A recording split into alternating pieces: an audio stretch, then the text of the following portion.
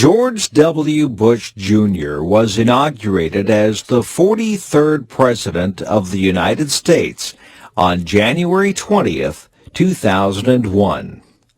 Of course, people knew that he was the son of the 41st President, George H.W. Bush. He had also been governor of Texas since 1994. However, aside from this, he was not very well known outside of Texas. Why then did so many people want him to run for president in 2000?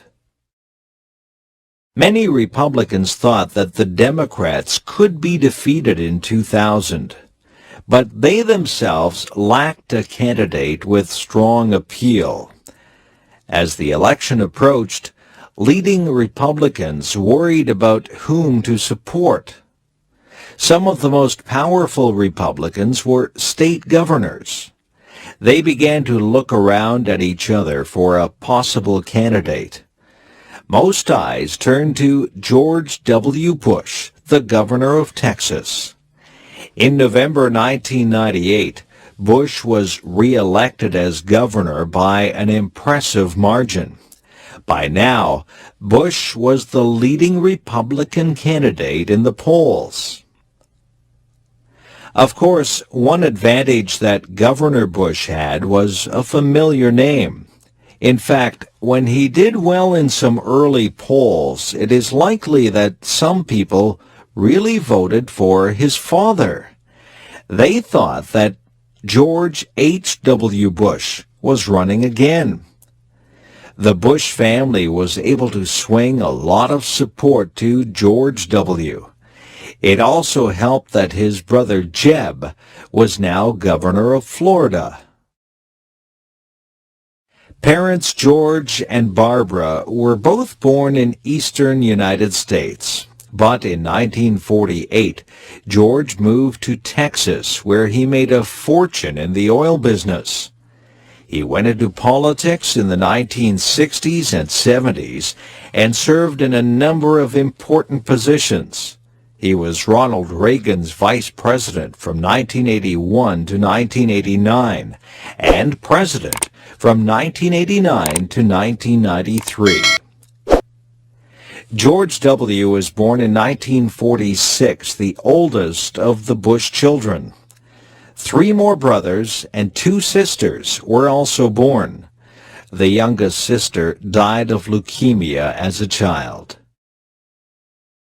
George W. attended the same prestigious Eastern colleges as his father. Then he came back to Texas and was a fighter pilot with the Texas Air National Guard. During the early 70s, he wandered from place to place, trying different jobs. After attending Harvard Business School from 1972 to 1975, he came back to Texas and started his own oil exploration company. Although it wasn't as profitable as his father's company, he eventually sold his stock shares for a considerable amount of money. In 1978, he ran for the Senate of the United States, but was defeated. He became closely involved in his father's campaign for president in 1988. Here he developed a lot of the political skills he was later able to use to run for office himself. In 1989, back in Texas, George W. organized a group that bought the Texas Rangers baseball team. He later sold the team in 1998 and made a $14 million profit.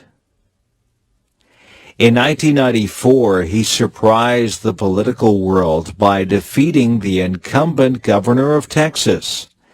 As governor, he pushed ahead with an energetic program, which reflected neoconservative values. However, George W. did not appear as an ideologist to people. Even his opponents were willing to work with him. When he ran for president in 2000, Bush described himself as a compassionate conservative. Only time will tell how successful Bush will be as U.S. president.